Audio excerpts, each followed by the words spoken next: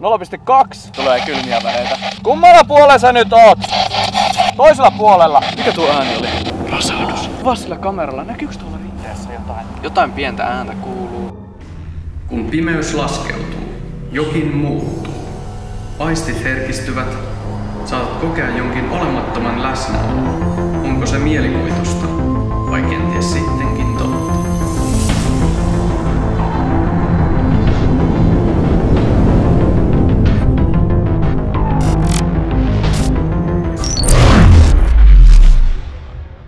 Hei, minä olen Rasmus. 3. kauden päätösjaksossa lähdemme tutkimaan Janakkalaan Tarinmaan taistelujen juoksuhautoja ja taistelupaikkoja. Tällaisia taistelu- ja sotapaikkoja pidetään yleisesti paranormaalisti aktiivisina paikkoina, koska ne ovat juuri niitä paikkoja, missä ollaan kuoltu. Näilläkin juoksuhaudoilla on monilla ihmisillä noussut mieleen mahdolliset taistelujen jättämät haamut ja mielessä kummittelevat tuskan huudot. Tarinmaan taistelu käytiin saksalaisten ja punaisten välillä vuonna 1918. Taistelu alkoi Räikälän sillalta ja jatkui myöhemmin saksalaisten voittoon lisäjoukkojen tultua mäen toiselta puolelta. Taistelussa kuoli 47 henkeä, jotka haudattiin Laurinlähteen lähellä oleviin juoksuhautoihin. Paikalla on varhaisessa historiassa taisteltu myös miekoin ja keihäin, ja paikka on ollut esi-isille pyhä myös rautakautisten kalmistojen, uhrilehdon, uhrikivien ja lähteen johdosta. Me ollaan nyt täällä Laurinmäellä tutkimassa Tarinmaan taistelupaikkoja. Ja ollaan tässä Räikälän sillalla, mikä oli yksi niistä paikoista, joissa tuo taistelu alkoi.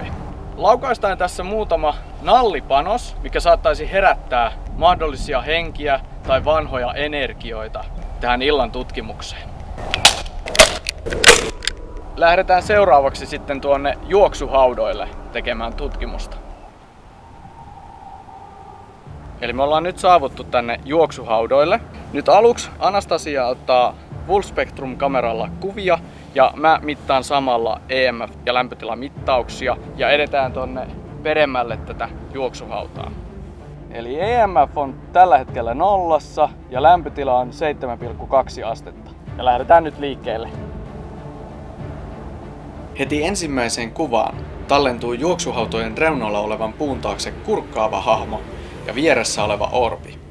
Tämä hahmo ei tallentunut videokameran kuvaan. Jäikö se toisen näkökulman takia puun taakse piiloon?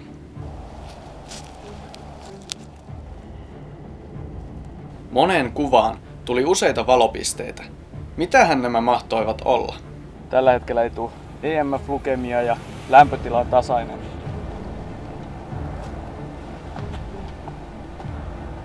Tämän kuvan alareunaan tallentui pelottavan näköinen ilmestys. Tällä hetkellä on ihan rauhallinen tunnelma täällä metsässä. Tän pientä rapinaa ja normaalia luonnon ääniä, mutta tällä hetkellä ei ole mitään erikoista vielä havaittavissa. Olivatko nämä valopisteet hyönteisiä tai kameran kohinasta aiheutuneita häiriöitä? Koko ajan synkkenee. Ei näet, eikö toi ole yöperhonen? Joo. Paikalla oli useita yöperhosia, joita meinasimme luulla muutaman kerran joksikin muuksi. Nyt tulee jotain pientä EMF-lukemaa. Tuli joku 0,4, 0,3 ja 1. EMF-lukeman aikaan otettuun Full Spectrum-kuvaan ei tallentunut mitään erikoista, emmekä keksineet lukemalle muutenkaan mitään selitystä. Se oli nyt ensimmäinen tämmönen pieni lukema, mitä ollaan saatu tässä. Tähän kuvaan tallentui isompi valoilmiö, tai orbi, ja se poikkesi voimakkuudeltaan myös muista paikalla otetuista kuvatodisteista. Eli tässä kohdassa on tosi jyrkkä rinne, ja pitää olla erittäin varovainen täällä pimeässä. Lintujen ääniä kuuluu. Tämä ääni oli joko linnun tai toisiaan vastenhankaavien puiden tuottama. Eli ollaan jo aika hyvin täällä kohteessa. Otetaan vielä muutamia kuvia. Ja aloitetaan sitten Spirit Box-istunto. Vielä viimeisimpiin kuviin tallentui tämä outo kokovartalohahmo. Yläruumis koostui selittämättömistä varjoista tai läpikuultavasta tummasta sumusta, mutta sattuman vuoksi hahmo sai myös jalat maassa olevista puun rungoista. Samalla hetkellä saimme paikalla myös EMF-lukemaa. Hei, nyt tulee 0,1, 0, 0,2, 0. Tää voisi olla sopiva paikka, koska tässä nyt tuli jotain EMF-lukemaa, niin otetaan tässä se Spirit Box-istunto. Ollaan nyt saavuttu tänne juoksuhautojen takakulmaan, missä niitä taisteluja on käyty ja tänne on myös kuoltu. Otetaan nyt läheisyysanturi eli REM-pod käyttöön. Pistetään se päälle vähän matkan päähän meistä.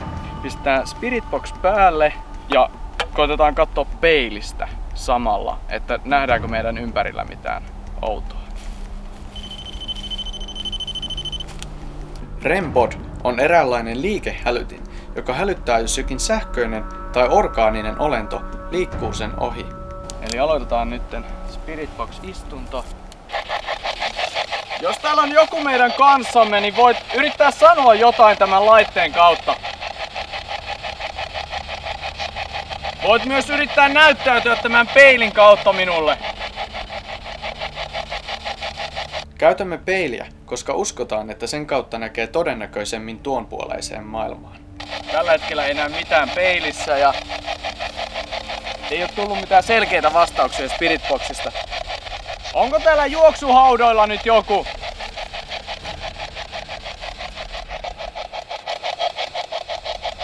Laitteen asetuksia tarkastaessa tuli ensimmäinen vastaus.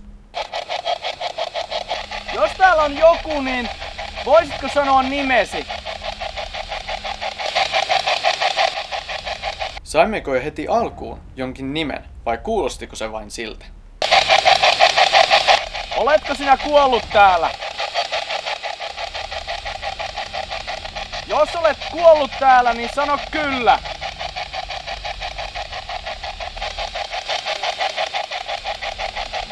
Jotain ääniä kuuluu tosta laitteesta, mutta ei mitään kauhean selkeitä. Sä voit tulla meidän lähelle ja vaikka koskettaa meitä, jos haluat. Okei? Heti ton jälkeen tuli lämpötilahälytys, mulle tuli kylmät väreet ja tuntuu joku kylmä tässä meidän ympärillä. Tunnetko jotain kylmää nyt? Heti pyynnön jälkeen lämpöhälytin laukesi ja tunsimme ympärillämme jotain kylmää. Saimme tästä myös kylmiä väreitä. Edelleen tulee kylmiä väreitä. Jotain tässä nyt tapahtuu. Missä sä oot nyt? Näyttäydy minulle! Huomasit sä saman? Ei oo ihan niin kylmä enää kuin äsken. Paitsi nyt lämpötila hälyttää uudestaan.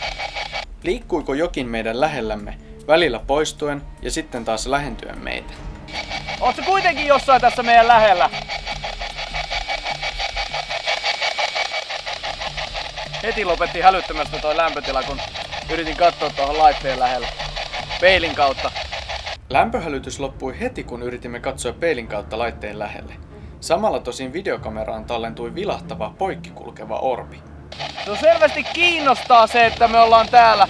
Sun on nyt mahdollista puhua meille. Jos täällä on kuollut joku ja sä oot jäänyt tähän paikkaan, etkä oo saanut rauhaa, niin sulla on mahdollisuus puhua nyt meille. Haluaisitko sinä saada rauhan? Haluaisitko sinä apua? Eikö henki halunnut apua, vai eikö se ollut tietoinen avun tarpeestaan? Jotain kuuluu ja taas lämpötila hälyttää. Edelleen kylmenee. Mä kokeilen nyt kuvata tällä videokameralla tätä samaa näkymää, mitä mä näen peilistä. Ja kokeillaan vielä, saadaanko Spirit Boxilla jotain vastauksia. Voisitko yrittää näyttäytyä tämän peilin avulla? Voisitko tulla minun taakseni? Tiedätkö se sanonut voin? Kummalla puolella sä nyt oot? Toisella puolella, okei? Tässä vaiheessa saimme selkeän yhteyden johonkin paikalla olevaan. Eli sä oot nyt jossain täällä mun takana tällä puolella, niinkö? Kuka sä oot? Olitko sinä taistelemassa täällä Tarinmaan taistelussa? Kummalle puolen sinä kuuluit taistelussa? Jotain sanoja kuuluu. Kuolitko sinä tuolla joella? Vai kuolitko sinä täällä juoksuhaudoilla? Oliko kyseessä siis yksi punaisista, joka oli kuollut taisteluissa juoksuhaudalla? Jos sä nyt oot täällä jossain, niin yritä näyttäytyä tämän peilin kautta minulle. Oletko vielä täällä? Olet. Nyt tuli taas pienet kylmät väreet. Tässä hetkessä tapahtui 3 eri asiaa. Saimme kylmät väreet, peilissä näkyi kasvot ja myös jokin Spiritbox-vastaus tuli samalla hetkellä. Täällä on nyt tosi pimeetä, mutta on muutamia vastauksia tullut Spiritboxilla. Aika paljon tulee jotain epäselviä, mutta jotain vastauksia ollaan saatu. Eli on mahdollista, että täällä juoksuhaudoilla on yhä jonkun sielu, joka ei ole saanut rauhaa. Olitko sinä taistelemassa täällä 1918 vuonna? Mikä tuo ääni oli? Se ei tullut Spiritboxista. Tämä outo ääni hätkähdytti meidät molemmat. Ihan kuin joku olisi vastannut meille paikan päällä ilman Spiritboxia. Olitko sinä taistelemassa täällä 1918 vuonna? Ihan kun tuolta alempaa mäkeä olisi kuulunut vastaus. Se ei tullut Spiritboxista, vaan se kuului tuolta niinku alempaa mäestä. Me molemmat kuultiin se ääni. Se kuuluu pikkasen jotain rapinaa. Tilanne meni yhä oudommaksi, kun kuulimme jotain rapinaa alempana mäkeä, mistä myös nuo oudot äänet kantautuivat. Eli siis, no, on se tietysti mahdollista, että jos se kuuluu kuitenkin tosta Voisiko ääni olla peräisin pöllöstä tai jostain hirvieläimestä? Vai mikä moiset äänet voisi selittää? Tosi outo ääni. Nyt kuulkaa. Rasahdus. Kuvaa sillä kameralla. Näkyykö tuolla rinteessä jotain? Näkyykö siellä alempana jotain? Onko siellä joku ihminen vai onko täällä joku eläin? Hei, kuulis taas sen äänen. Aha. Siis vähän niinku jotain vaikerrusta tai semmoista. Pyytääköhän joku meiltä apua? Tosi outo ääni. Just tommonen niinku, mitä ihmiset aina puhuu, että ne on kuullut jotain semmoista vaimeaa vaikerrusta jostain ympäristöstä. Täällä juoksuhaudalla voi todellakin kuulla tämmöistä vaimeaa vaikerrusääntä ympäristöstä. Tosi outoa kuulla tommoista niinku, mikä ei oo mikään luonnon ääni, vaan jotain outoa. Kokeillaan saada tästä alempaa tätä mäen rinnettä, mistä me kuultiin sitä outoa ääntä. Niin kokeillaan tästä vielä saada Spiritbox vastauksia ja mennään sitten tonne joukkohaudan luokse ja otetaan siellä vielä Sanelin istunto ennen kuin lopetetaan tutkimus. Eli muutama kysymys vielä. Kun olimme menneet alemmaksi rinnettä, videolle tallentui selän takana lentävä orpi. Haavoituitko sinä tai kuolitko sinä täällä? Miksi sinä et ole saanut rauhaa vielä? Mitä sinä etsit? Tai mitä sinä haluat? Tästä voitte verrata, miltä yöperhonen näyttää videolla. Edelliset orpit olivat aivan toisenlaisia.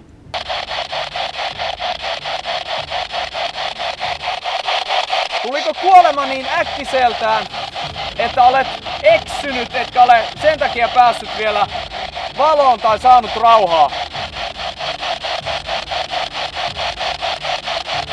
Tässä vaiheessa vastaukset alkoivat häiventyä. Usein ilmiötä koetaankin aaltomaisesti. Yritätkö pyytää apua meiltä? Oletko haavoittunut? Onko sinua ammuttu? Siis tosi voimakkaan. Kuulostaa ihmeellisen ihmismäiselle ja juuri semmoselle niinku vaikerrukselle. Mä en usko, että se on mikään eläin. Jotain outoa tuolla on. Tuolla metsässä. Elikkä äsken me saatiin tossa niinku ihan hyvin vastauksia, mutta sen jälkeen kun me kuultiin tuolla metsässä sitä outoa ääntä, niin sen jälkeen Spiritboxista on tullut paljon vähemmän enää mitään niinku vastausta. Myös oudot äänet vaimenivat, kun yritimme löytää niiden lähdettä. Jotenkin nyt on taas pikkasen rauhoittunut tää paikka, joten mennään nyt seuraavaan paikkaan tutkimaan. Eli ollaan nyt täällä Laurin lähteen luona, eli aika lähellä sitä paikkaa, missä Tarinmaan taistelussa kuolleet on haudattu, eli 47 henkeä. Niin otetaan tässä nopeasti Sanelin istunto ja katsotaan, onko tässä paikalla mitään henkiä tai kuolleiden sieluja. Onko täällä paikalla nyt joku meidän lisäksemme? Tämä saattoi olla jokin vastaus, tosin hyvin vaimea sellainen. Onko täällä paikalla joku, joka on kuollut 1918 Tarinmaan taistelussa? Jos sä oot kuollut täällä taistelussa, niin haluaisit sä kertoa sun nimesi? Myös lähteessä oli havaittavissa jotain aktiivisuutta. Tällä hetkellä tuulee aika kovasti. Kuolitko sinä taistelussa täällä?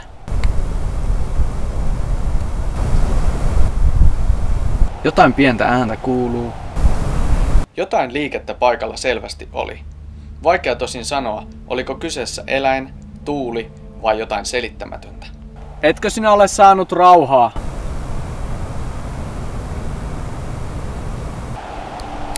Ei kuulu mitään.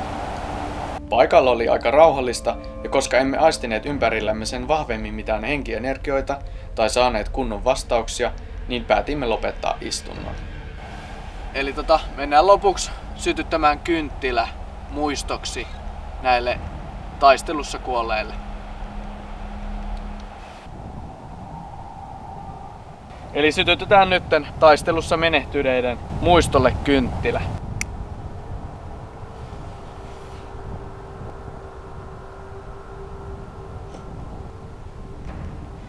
Tämänkertaisen tutkimuksen todistusaineistoksi saimme tallennettua kuviin erilaisia hahmoja, orpeja niin kuviin kuin videollekin, EMF-lukemia ja lämpötilahälytyksiä, peilissä näkyvät kasvot, outoja ääniä ja Spiritbox-vastauksia ja sekä ehkä muutaman EVP-vastauksen.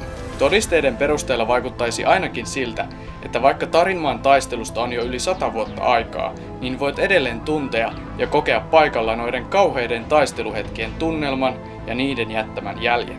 Oli paikalla henkiä tai ei, niin paikka vetää meitä puoleensa yhä uudelleen ja uudelleen. Ehkä syynä on myös se, että videolla esiteltyjen paikkojen lisäksi Laurinmäen ympäristöstä löytyy myös Räikälän kievarin rauniot, Torpparin museo, Keltainen talo, Pyhän Laurin kirkko ja hautausmaa sekä itsenäisen Suomen 50-vuotismetsikkö.